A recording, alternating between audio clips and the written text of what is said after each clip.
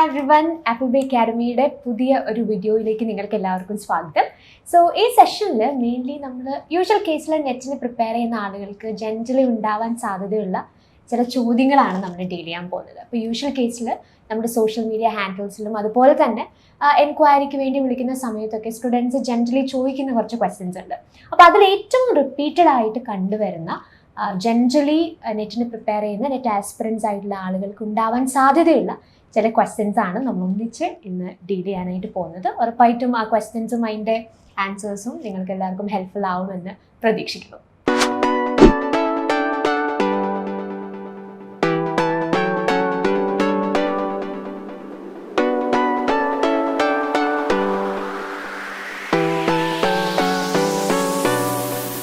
So നമുക്ക് ഏറ്റവും കൂടുതൽ നമ്മളോട് ചോദിച്ചിട്ടുള്ള ഒരു ക്വസ്റ്റ്യൻ ആണ്, why is thorough preparation essential for the NET exam? അതായത് നമ്മൾ എന്തിനാണ് നെറ്റ് എക്സാമിന് വേണ്ടിയിട്ട് ഇത്രയും കഷ്ടപ്പെട്ട് നമ്മൾ പഠിക്കേണ്ടത്, അതിന്റെ ആവശ്യകത എന്താണെന്നുള്ളത്.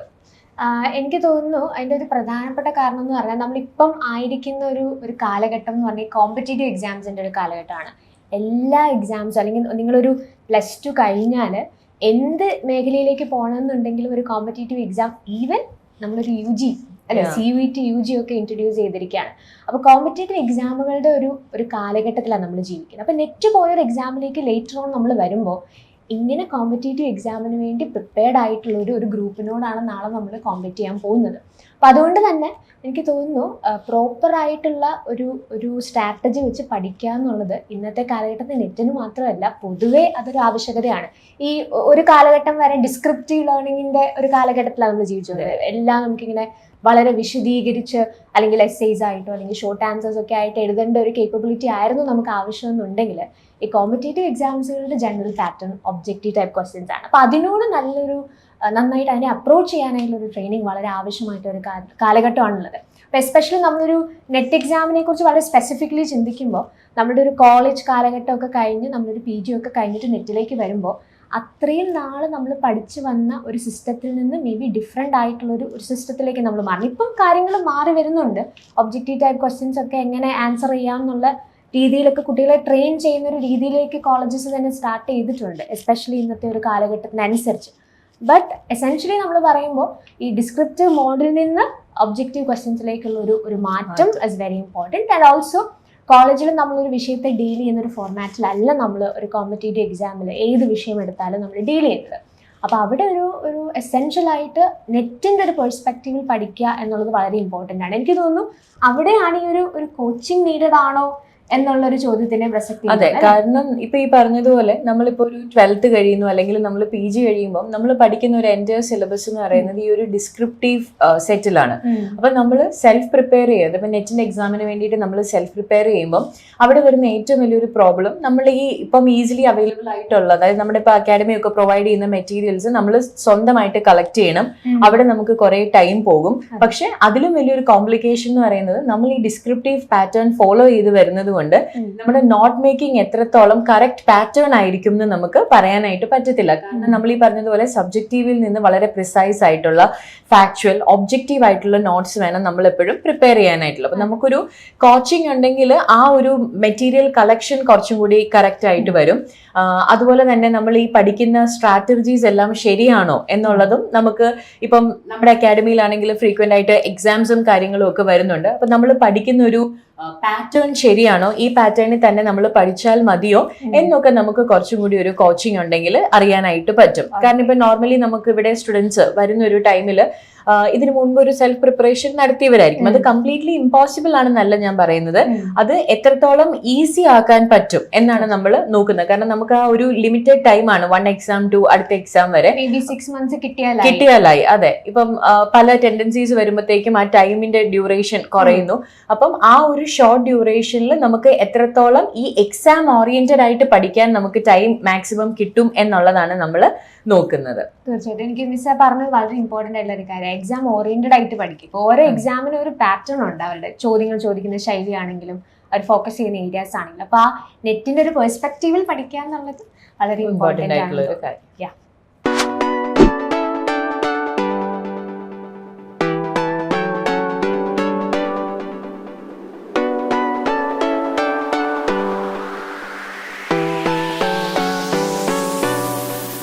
അടുത്തത് നമുക്ക് ഏറ്റവും കൂടുതൽ നമുക്ക് ചോദിച്ചിട്ടുള്ള ഒരു ക്വസ്റ്റ്യൻ എന്ന് പറയുന്നത് എന്താണ് ആപ്പിൾബിയുടെ യുണീക്നെസ്. ഓക്കെ, അതായത് ഒരു ആസ് എ കോച്ചിങ് ഇൻസ്റ്റിറ്റ്യൂട്ട് എന്താണ് ആപ്പിൾബിയുടെ യുണീക്നെസ്, അതുപോലെ തന്നെ എങ്ങനെയാണ് how will apple be your coaching help me, എങ്ങനെയാണ് നമ്മുടെ കോച്ചിങ് ഒരു സ്റ്റുഡന്റിനെ ഹെൽപ്പ് ചെയ്യുക എന്നുള്ളതാണ്. അപ്പം ഇത് എനിക്ക് തോന്നുന്നു ഇതിന്റെ ആൻസർ നമ്മൾ നേരത്തെ പറഞ്ഞ ക്വസ്റ്റ്യനുമായിട്ട് കുറച്ച് കണക്റ്റഡ് ആണ്. അതായത് നമ്മളൊരു കോച്ചിങ് കൊണ്ടുള്ള ഒരു ഗുണം, അതായത് പ്രത്യേകിച്ച് ഞാൻ ആപ്പിൾ ബി അക്കാഡമിയുടെ പോയിന്റ് ഓഫ് വ്യൂവിൽ നമ്മൾ പറയുകയാണെങ്കിൽ ഇവിടുത്തെ ഒരു കോച്ചിങ് കൊണ്ടുള്ള ഒരു ഗുണം എന്ന് പറയുന്നത് നോർമലി ഇവിടെ എല്ലാ സബ്ജക്ട്സിനും നമുക്കുള്ളത് എക്സ്പേർട്ട് ഫാക്കൽറ്റീസ് ആണ്, അവർ എക്സ്പീരിയൻസ്ഡ് ആണ്. അപ്പൊ നമുക്കറിയാം നെറ്റിന് ഇപ്പൊ ഒരു കുറെ വർഷങ്ങളുടെ ഒരു പാരമ്പര്യം ഉണ്ട്.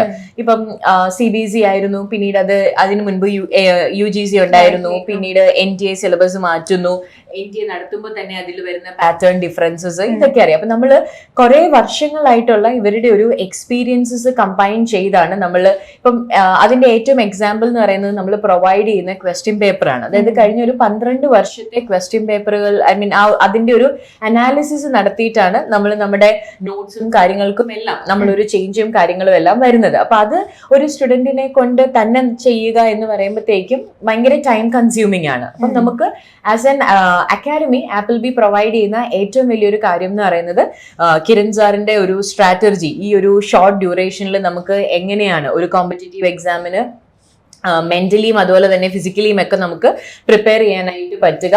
അത് കൂടാതെ തന്നെ ബാക്കി ഓരോ സബ്ജക്ട്സിനും നമുക്കുള്ള എക്സ്പീരിയൻസ്ഡ് ഫാക്കൽറ്റീസ്, പിന്നെ ഇത്രയും അനാലിസിസ് നടത്തിയിട്ടുള്ള ക്വസ്റ്റ്യൻ പേപ്പറിനെ ബേസ് ചെയ്തിട്ടുള്ള വർക്കും കാര്യങ്ങളും, ഇതൊക്കെയാണ് നമുക്ക് നമ്മുടെ ഒരു പ്രൈമറി നമ്മുടെ ഒരു യുണീക്നെസ്, ആപ്പിൾ ബി അക്കാഡമിയുടെ ഒരു യുണീക്നെസ് എന്ന് പറയുന്നത്. അപ്പൊ അതിനകത്ത് മിസ് പറഞ്ഞ സ്ട്രാറ്റജി എന്ന് പറയുന്നൊരു പോയിന്റ്, അത് സക്സസ്ഫുൾ ആണോ എന്നുള്ള ചോദ്യത്തിനുള്ള ഏറ്റവും നല്ല ആൻസർ എന്ന് പറയുന്നത് കൂടുതലും ആപ്പിൾ ബിയിൽ വരുന്ന അഡ്മിഷൻസ് റെഫറൻസസ് ത്രൂ ആണ്. ഇവിടെ പഠിച്ചിട്ടുള്ള കുട്ടികൾ അവരുടെ എക്സ്പീരിയൻസസ് ഷെയർ ചെയ്ത് അവർക്ക് പരിചയമുള്ള അവരുടെ ഫ്രണ്ട്സോ അല്ലെങ്കിൽ അവരുടെ ജൂനിയേഴ്സോ സീനിയേഴ്സോ ഒക്കെ ആയിട്ടുള്ള ആളുകളാണ് കൂടുതലും ആപ്പിൾ ബിയിൽ നമ്മുടെ ഓഫ്ലൈൻ ക്ലാസ്സസിനൊക്കെ ജോയിൻ ചെയ്യാറുള്ളത്. അപ്പൊ അതുകൊണ്ട് തന്നെ ആ സ്ട്രാറ്റജി എത്രമാത്രം ഇഫക്റ്റീവ് ആണെന്നുള്ളത് നമുക്ക് സംശയമില്ലാണ്ട് പറയാനുള്ള എവിഡൻസസ് ഓൾറെഡി ഉണ്ട്. പിന്നെ നമുക്കറിയാലോ ഇന്നത്തെ ഒരു കാലഘട്ടം എന്ന് പറഞ്ഞാൽ ട്രഡീഷണൽ ഒരു ക്ലാസ് റൂം ലേണിംഗ് മാത്രം ഒതുങ്ങി നിൽക്കുന്നതല്ല. എസ്പെഷ്യലി ഈ ICT അല്ലെങ്കിൽ ഓൺലൈൻ ലേണിംഗ് ഒക്കെ വളരെയധികം ഇപ്പോൾ നമ്മൾ വളരെ ഫ്രീക്വൻ്റ് ആയിട്ട് ആളുകൾ യൂസ് ചെയ്യുന്നത് കൊണ്ട് തന്നെ ഈ ബ്ലെൻഡഡ് ലേണിംഗ് എന്ന് പറഞ്ഞൊരു കോൺസെപ്റ്റ് വളരെ ഫെമിലിയർ ആണ് എല്ലാവർക്കും. അതായത് ഒരു ട്രഡീഷണൽ ക്ലാസ് റൂം ലേണിങ്ങിനോടൊപ്പം തന്നെ ഓൺലൈൻ ആയിട്ടുള്ള മെത്തേഡ്സ് കൂടി സംയോജിപ്പിച്ചിട്ടുള്ള ഒരു പഠന രീതി ഇന്ന് വളരെ ഫേമസ് ആണ്, അല്ലെങ്കിൽ വളരെയധികം ആളുകൾ ഇഷ്ടപ്പെടുന്നു എന്നുള്ളത് ഇമ്പോർട്ടൻ്റ് ആണ്. അതും ആപ്പിൾ ബി ഇംപ്ലിമെന്റ് ചെയ്യുന്നു എന്നുള്ളത് മറ്റൊരു യൂണീക്നെസ് ആയിട്ട് തോന്നുന്നു. കാരണം നമ്മുടെ ക്ലാസ് റൂം ക്ലാസ്സസ് ഓഫ്ലൈൻ ക്ലാസ്സിന് ജോയിൻ ചെയ്യുന്ന ആളുകൾക്ക് അതിനോടൊപ്പം തന്നെ നമ്മളുടെ LMS ലേണിംഗ് മാനേജ്മെന്റ് സിസ്റ്റം, അല്ലെങ്കിൽ എല്ലാവർക്കും മനസ്സിലാവുന്ന ഭാഷയിൽ പറഞ്ഞാൽ നമ്മുടെ ഒരു ഓൺലൈൻ പ്ലാറ്റ്ഫോം അതുകൂടെ നമ്മൾ പ്രൊവൈഡ് ചെയ്യാണ്. അപ്പോൾ നിങ്ങൾക്ക് ക്ലാസ്സുകൾ ഓഫ്ലൈൻ ക്ലാസ്സുകൾ ഉള്ള ദിവസങ്ങളിൽ നിങ്ങൾക്ക് ഓഫ്ലൈൻ ക്ലാസ്സുകൾ ഉണ്ടാവും. അതല്ലാതെ നിങ്ങൾക്ക് ഇടവേളകൾ അല്ലെങ്കിൽ ഈ ഇടയ്ക്ക് കിട്ടുന്ന സ്റ്റഡി ലീവുകളിൽ കൃത്യമായിട്ട് പഠിക്കാനായിട്ട്, അല്ലെങ്കിൽ നിങ്ങൾക്ക് ഇനി എന്തെങ്കിലും കാരണവശാൽ മിസ്സായി പോയിട്ടുള്ള ഒരു സെഷൻ ഉണ്ടെങ്കിൽ അതൊക്കെ നിങ്ങൾക്ക് ഈ ഓൺലൈൻ പ്ലാറ്റ്ഫോം കൂടി ഉപയോഗപ്പെടുത്തി പഠിക്കാനായിട്ട് സാധിക്കും. അപ്പം ഓഫ്ലൈൻ ക്ലാസ്സിൽ നിങ്ങൾ ജോയിൻ ചെയ്യുമ്പോൾ അതിൻ്റെ കൂടെ തന്നെ ഈ LMS പ്ലാറ്റ്ഫോം കൂടി നിങ്ങൾക്ക് അവൈൽ ചെയ്യാനായിട്ടൊരു ഓപ്പർച്യൂണിറ്റി ഉണ്ട്. അപ്പോൾ ഇത് രണ്ടും കൂടെ ആകുമ്പോൾ പഠനം കുറച്ചുകൂടി ഇഫക്റ്റീവ് ആകുന്നു എന്നുള്ളതും നമ്മളുടെ ആപ്പിൾ ബി, അല്ലെങ്കിൽ എന്തുകൊണ്ട് ആപ്പിൾ ബി അല്ലെങ്കിൽ ആപ്പിൾ ബിയുടെ കോച്ചിങ് എനിക്ക് ഹെൽപ്ഫുൾ ആകുമോ എന്ന് സംശയം ചോദിക്കുന്ന കുട്ടികൾക്ക് തീർച്ചയായിട്ടും ഉള്ളൊരു ഉത്തരമാണെന്ന് തോന്നുന്നു.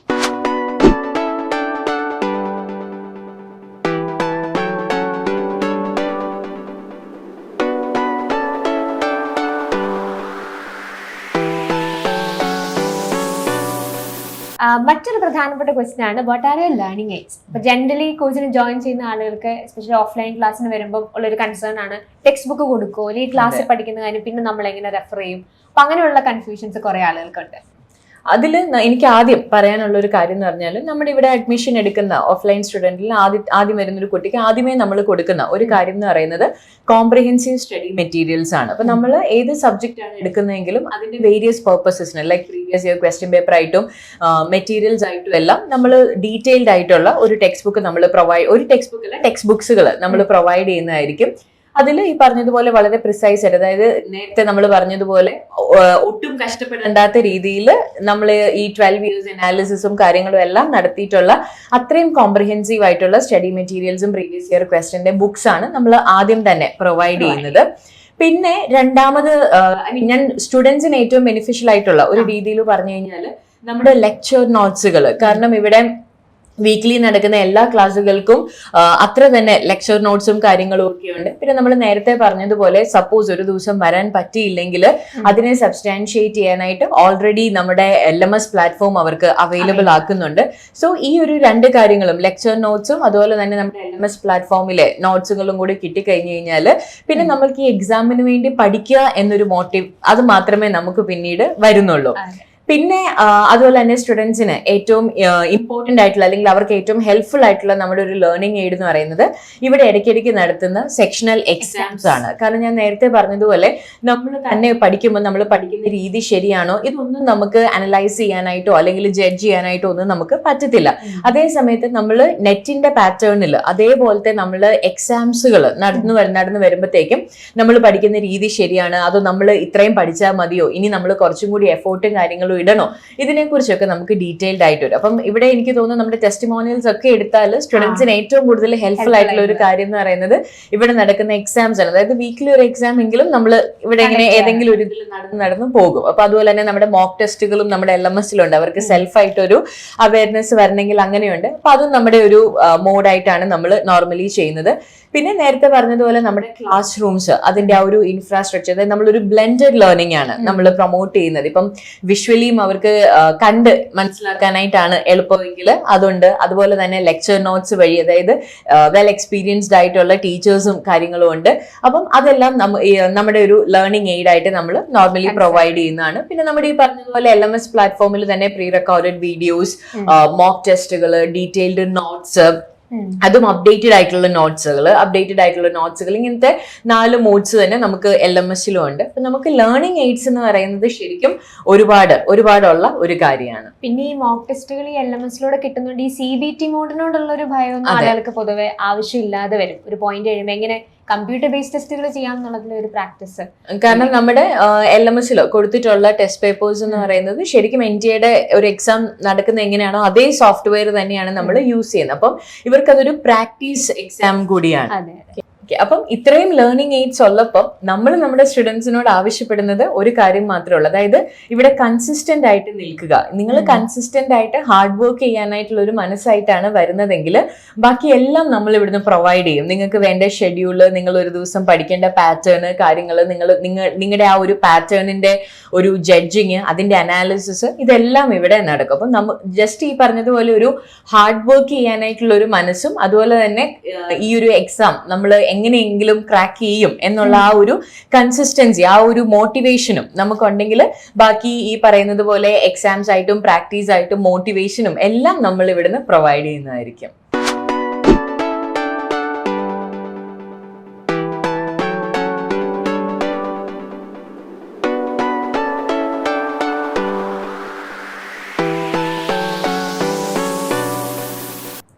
അടുത്തൊരു ഫ്രീക്വന്റ്ലി ആസ്ക്ഡ് ക്വസ്റ്റ്യൻ ആണ്, what is your course duration? ഇപ്പോൾ ജൂൺ 2025 എക്സാമിന് വേണ്ടിയിട്ടുള്ള ബാച്ച് ആണല്ലോ കറന്റ് നമ്മൾ റണ്ണിങ്. അപ്പോൾ ആ ഒരു ബാച്ചിലേക്ക് അഡ്മിഷൻ എടുത്താൽ എന്ന് വരെ പഠിക്കാം? അത് ശരിക്കും നമ്മളിപ്പം ഒരു കോഴ്സ് ഡ്യൂറേഷൻ നമ്മൾ പറയുന്നത് ഇപ്പം നമ്മുടെ അഡ്മിഷൻ നടന്നുകൊണ്ടിരിക്കുകയാണ്. ഇപ്പം നമുക്ക് സ്റ്റുഡൻസ് ഓൾറെഡി വരുന്നുണ്ട്. അപ്പം ഇവരുടെ ഒരു ഡ്യൂറേഷൻ നമ്മൾ നോർമലി പറയുന്നത് ജൂൺ 2025, അതായത് അവരുടെ എക്സാം എന്നാണോ അതിന് വേണ്ടിയിട്ടുള്ള ഒരു പ്ലാൻ ആയിരിക്കും നമ്മൾ നോർമലി പ്രൊവൈഡ് ചെയ്യുന്നത്. പക്ഷെ അതിലും നമ്മൾ ഓർത്തിരിക്കേണ്ട ഒരു കാര്യം എന്ന് പറഞ്ഞു കഴിഞ്ഞാൽ, വൺസ് നിങ്ങൾ Appleby അക്കാഡമിയുടെ സ്റ്റുഡന്റ് ആകുകയാണെങ്കിൽ നിങ്ങൾക്ക് എന്നും പേപ്പർ 2-ന്, അതായത് നിങ്ങൾ JRF കിട്ടുന്നത് വരെ നിങ്ങൾക്കൊരു ലൈഫ് ലോങ് വാലിഡിറ്റിയാണ് പേപ്പർ 2-ന് നമ്മൾ പ്രൊവൈഡ് ചെയ്യുന്നത്. കാരണം നമുക്ക് അതിന്റെ ആ ഒരു പൊട്ടൻഷ്യലും കഷ്ടപ്പാടുകളും നമുക്കറിയാം. അതായത് എല്ലാവർക്കും ഒരു ബാച്ച് കൊണ്ട് തന്നെ ചിലപ്പോൾ ഇത്രയും പഠിച്ചു കിട്ടണം എന്നില്ല. ചിലവർ ഒരു ബാച്ചിൽ നെറ്റ് ക്ലിയർ ചെയ്യും, പക്ഷെ JRFന് ട്രൈ ചെയ്യണമെന്നുണ്ട്. അപ്പം അതിന്റെ എല്ലാ ബുദ്ധിമുട്ടുകളും നമ്മൾ നോക്കിയിട്ട് നമ്മൾ മാക്സിമം ഒരു കോഴ്സ് കൊണ്ട് അല്ലെങ്കിൽ ഒരു എന്താ പറയുക അടുത്തൊരു എക്സാമിലേക്ക് എങ്ങനെ പ്രിപ്പയർ ചെയ്യാം അതാണ് നമ്മൾ നോർമലി അവരെ ട്രെയിൻ ചെയ്യിക്കുന്നത്.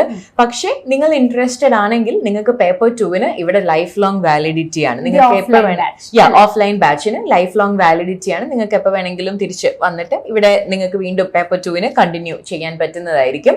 സോ അപ്പൊ നമ്മൾ നേരത്തെ പറഞ്ഞതുപോലെ നമുക്ക് വേണ്ടത് ഈ JRF കിട്ടണം എന്നുള്ള ആ ഒരു ഡെഡിക്കേഷൻ ആൻഡ് ഡിറ്റർമിനേഷൻ ഉള്ള സ്റ്റുഡൻസും അതിന് വേണ്ടിയിട്ട് ഹാർഡ് വർക്ക് ചെയ്യാനുള്ള ഒരു മനസ്സുമാണ്. അതുണ്ടെങ്കിൽ ഈ ഫുൾ Appleby അക്കാഡമിയുടെ ടീം നിങ്ങളുടെ കൂടെ ഈ ഒരു കോഴ്സ് ഡ്യൂറേഷനിൽ ത്രൂ ഔട്ട് നിങ്ങളുടെ കൂടെ ഉണ്ടായിരിക്കും. തീർച്ചയായിട്ടും. പിന്നെ ഇതിന്റെ കൂടെ നമ്മൾ പറയേണ്ട മറ്റൊരു കാര്യം എന്ന് പറയുന്നത്, നെറ്റ് എക്സാം എന്ന് പറയുന്നത് നെറ്റ് എഴുതാൻ വരുന്ന ആളുകൾ എന്ന് പറഞ്ഞാൽ ടീച്ചിങ് ഒക്കെ സ്വപ്നം കാണുന്ന അല്ലെങ്കിൽ അങ്ങനെയൊക്കെ ആഗ്രഹമുള്ള ആളുകളായിരിക്കും. അപ്പൊ അതുകൊണ്ട് തന്നെ നിങ്ങളെ സംബന്ധിച്ചിടത്തോളം വേറെയും എക്സാംസ്, ഇപ്പോൾ ഫോർ എക്സാമ്പിൾ ഇപ്പോൾ നിങ്ങൾ കൊളീജിയറ്റ് എക്സാമോ അല്ലെന്നുണ്ടെങ്കിൽ നിങ്ങളിപ്പോൾ HSST പോലുള്ള പരീക്ഷകളൊക്കെ നിങ്ങൾക്ക് എഴുതാൻ താല്പര്യമുണ്ടെങ്കിൽ അതിനു കൂടി നിങ്ങൾക്ക് സഹായകരമാകുന്ന ഒരു ഫൗണ്ടേഷൻ കോഴ്സായിട്ടും വേണമെന്നുണ്ടെങ്കിൽ നിങ്ങൾക്ക് ഇതിനെ പരിഗണിക്കാം. അപ്പോൾ അതുകൊണ്ട് തന്നെ എസ്പെഷ്യലി നിങ്ങളുടെ പേപ്പർ 2-ൽ നിങ്ങൾക്ക് ഏത് തരത്തിലുള്ള കോമ്പറ്റേറ്റീവ് എക്സാംസും നിങ്ങൾക്ക് എഴുതാനായിട്ട് നിങ്ങളെ പ്രാപ്തരാക്കുന്ന, അല്ലെങ്കിൽ നിങ്ങളുടെ സബ്ജക്റ്റ് ഏരിയയിൽ നിങ്ങൾക്ക് നല്ലൊരു അണ്ടർസ്റ്റാൻഡിങ് ഉണ്ടാവുന്ന ഒരു പീരീഡ് ആയിരിക്കും ഉറപ്പായിട്ടും ഈ ഒരു ലേണിംഗ് പീരീഡ് എന്ന് പറയുന്നത്. അപ്പോൾ അതുകൊണ്ട് തന്നെ ഒരു ലൈഫ് ലോങ് വാലിഡിറ്റി എന്ന് പറയുമ്പോൾ നിങ്ങൾക്ക് ഇനി മുമ്പിലേക്ക് നിങ്ങൾ സ്വപ്നം കാണുന്ന, ഡ്രീം ചെയ്യുന്ന മറ്റ് പരീക്ഷകളിലും തീർച്ചയായിട്ടും ഈ ഒരു കോച്ചിങ് നിങ്ങൾക്ക് ഹെൽപ്ഫുൾ ആവും എന്നുള്ളതും ഇതിന്റെ ആ ഒരു ഡ്യൂറേഷനെ കുറിച്ച് പറയുമ്പോൾ നമ്മൾ എടുത്ത് പറയണമെന്ന് തോന്നുന്നു. പിന്നെ ഓൾറെഡി നമ്മൾ പറഞ്ഞ കാര്യം ഇതിനിടയ്ക്ക് സൂചിപ്പിച്ചിരുന്നു, ജൂൺ 2025 എക്സാംസിന് വേണ്ടിയിട്ടുള്ള കറന്റ്ലി, അല്ലെങ്കിൽ ആ ബാച്ചാണ് കറന്റ്ലി അതിന്റെ അഡ്മിഷൻ പ്രോസസ്സ് ഇപ്പം നടന്നുകൊണ്ടിരിക്കുകയാണ്. അപ്പോൾ ആ ജോയിനിങ് അല്ലെങ്കിൽ ആ ഒരു പെർട്ടിക്കുലർ ബാച്ചിലേക്ക് ജോയിൻ ചെയ്യാൻ താല്പര്യമുള്ള ആളുകൾക്ക് എത്രയും വേഗം നിങ്ങൾക്ക് ജോയിൻ ചെയ്യാം. എന്തെങ്കിലുമൊക്കെ എൻക്വയറീസോ കൺസേൺസോ നിങ്ങൾക്കുണ്ടെങ്കിൽ തീർച്ചയായിട്ടും നിങ്ങൾക്ക് ഡിസ്ക്രിപ്ഷൻ ബോക്സിൽ കൊടുത്തിരിക്കുന്ന നമ്പറിൽ കോൺടാക്ട് ചെയ്യാം. നിങ്ങളുടെ AppleBee ടീമുമായിട്ട് സംസാരിക്കാം, നിങ്ങളുടെ കൺസേൺസ് ഷെയർ ചെയ്യാം. അതുകൂടി ഈ സമയത്ത് നിങ്ങളൊന്ന് ഓർക്കുക. ഓക്കെ.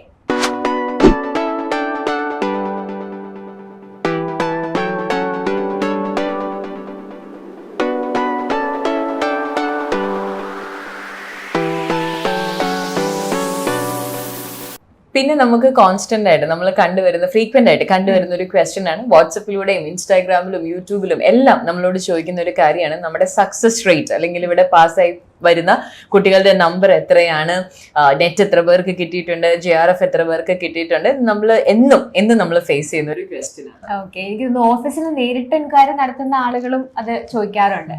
ഉറപ്പായിട്ട് ഇങ്ങനെ ഒരു കോമ്പറ്റേറ്റീവ് എക്സാമിന് വേണ്ടി പ്രിപ്പയർ ചെയ്യുന്ന ആളുകൾക്ക് അങ്ങനെ ഒരു കൺസേൺ ഉണ്ടാകുന്നതിന് തെറ്റ് പറയാനില്ല. അവരൊരു കോച്ചിങ്ങിന് വേണ്ടി വരുന്ന സമയത്ത് എത്ര റിസൾട്ട് ഉണ്ട് എന്നുള്ള ചോദ്യം എല്ലാവർക്കും തന്നെ ഉണ്ടാകുന്ന ഒരു കൺസേൺ ആണ്.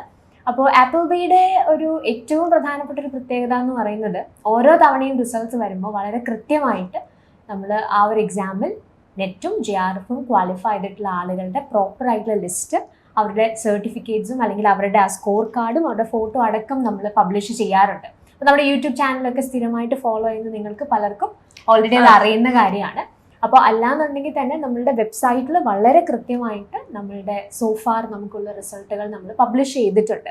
അപ്പോൾ നിങ്ങൾക്ക് പലർക്കും അറിയാം, നമുക്ക് 4 പ്രധാനപ്പെട്ട സബ്ജക്റ്റുകളാണ് നമ്മുടെ ഓഫ്ലൈൻ ക്ലാസ്സസ് നമ്മൾ പ്രൊവൈഡ് ചെയ്യുന്നത്.